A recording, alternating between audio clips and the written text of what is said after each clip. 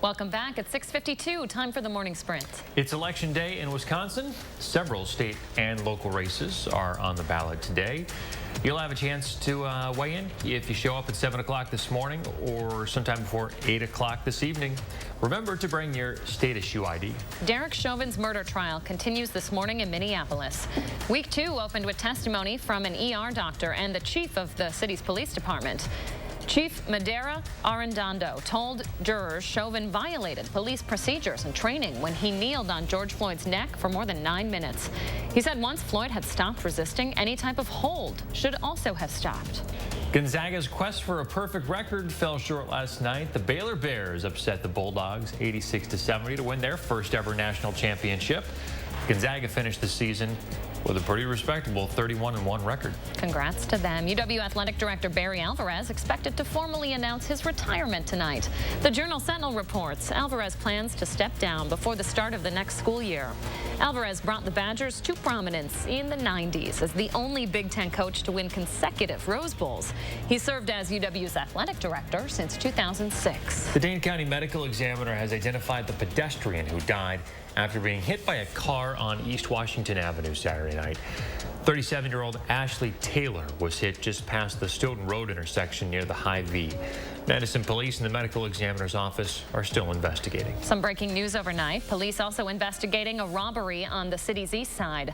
It happened just before 2 o'clock this morning. A man walked into the Quick Trip on Cottage Grove Road and stole money from the cash register.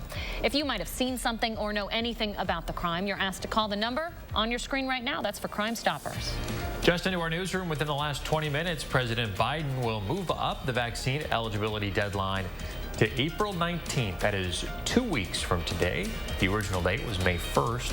It comes as the U.S. hit a record for vaccinations over the weekend. More than 4 million doses administered in a single day. Norwegian Cruise Line says no one will be allowed to sail on its ships if they haven't been fully vaccinated. The company is aiming to resume operations in July. Norwegian says all passengers and crew members will have to show proof they received their last shot at least 2 weeks before boarding. The policy will apply to all ships and all age groups. Representative Matt Gaetz of Florida says he will not resign amid sex crime allegations. The 38-year-old wrote an op-ed in the Washington Examiner saying he's never paid for sex or had relations with a 17-year-old girl. This op-ed comes amid reports the Justice Department is investigating him for an alleged sexual relationship with a minor and possible federal sex trafficking violations. ESPN breaking the news overnight. MLB's All-Star Game will reportedly relocate to Coors Field in Denver. MLB pulled their Midsummer Classic from Atlanta over objections to sweeping changes to Georgia's voting laws. The league has not officially announced that new location yet. Milwaukee had been one of several cities hoping to land it. A bankruptcy case against the Boy Scouts of America could exceed $100 billion. A committee consisting of survivors of childhood sex abuse in the case have filed a legal request to submit their own reorganizational plan. The group says victims are not duly compensated under the current $300 billion fund that's up for consideration. They say $103 billion is more appropriate for a compensation fund, which would cover 84,000 claims. The Boy Scouts' current child protection protocols have been in place since the mid-1990s. You might notice some changes to your water at home as Madison cleans out its pipes.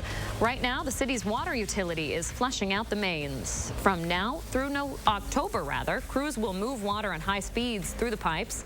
This helps clear out naturally occurring mineral sediment that can build up over time. All this means you might notice some temporarily discolored water and low water pressure for nearby homes and businesses.